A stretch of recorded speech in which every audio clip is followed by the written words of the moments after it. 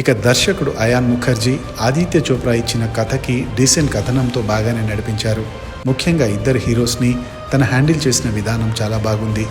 అసలు చెప్పాలంటే తారక్ విషయంలో మరింత జాగ్రత్త తీసుకున్నారు. తెలుగు ఆడియన్స్ ఎన్టీఆర్ అభిమానులను దృష్టిలో పెట్టుకొని డిజైన్ చేసిన సీన్స్ కానీ స్పెషల్ స్కోర్ కానీ ఇంప్రెస్ చేస్తాయి. అయితే మిగతా కథనంలో మాత్రం ఇంకా జాగ్రత్త పడాల్సింది. ఇంట్రెస్టింగ్ ట్విస్ట్ల తర్వాత కథనం రొటీన్ ఫీల్ కలుగుతుంది. ముఖ్యంగా సెకండ్ హాఫ్లో కొంచెం కేర్ తీసుకోవాల్సింది. ఈ సినిమాలో స్ట్రాంగ్ ఎమోషనల్ ఎలిమెంట్స్ని కోరుకునే వారు కొంచెం డిసప్పాయింట్ అవ్వచ్చు. ముఖ్యంగా దేశభక్తికి సంబంధించిన అంశాలు ఒకంత లోపించాయి. ఇద్దరు హీరోస్ నడుమ ఘర్షణ బాగానే ఉంది, కానీ అందుకు దోహదపడే పరిస్థితులు ఇంకాస్త బలంగా కనిపించి ఉంటే ఇంపాక్ట్ మరోలా ఉండేది. ఈ సినిమాలో మెయిన్ విలన్ రోల్ కూడా వీక్గా అనిపిస్తుంది. ఒక కనిపించని విలన్తో యుద్ధం అంత ఇంట్రెస్టింగ్గా అనిపించదు. ఇంకా సెకండ్ హాఫ్లో కొంచెం మూమెంట్స్ డల్ అయ్యాయి. క్లైమాక్స్కి వచ్చే వరకు కూడా కథనం సోసోగా సాగుతుంది.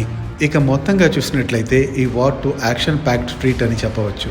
అయితే లాజిక్స్తో పెద్దగా సంబంధం లేకుండా ఇద్దరు స్టార్ హీరోల మధ్య సాగే సాలిడ్ యాక్షన్ ఎలిమెంట్స్ చూడాలనుకునే వారికి ఈ వార్ 2 మూవీ డీసెంట్గా అనిపిస్తుంది.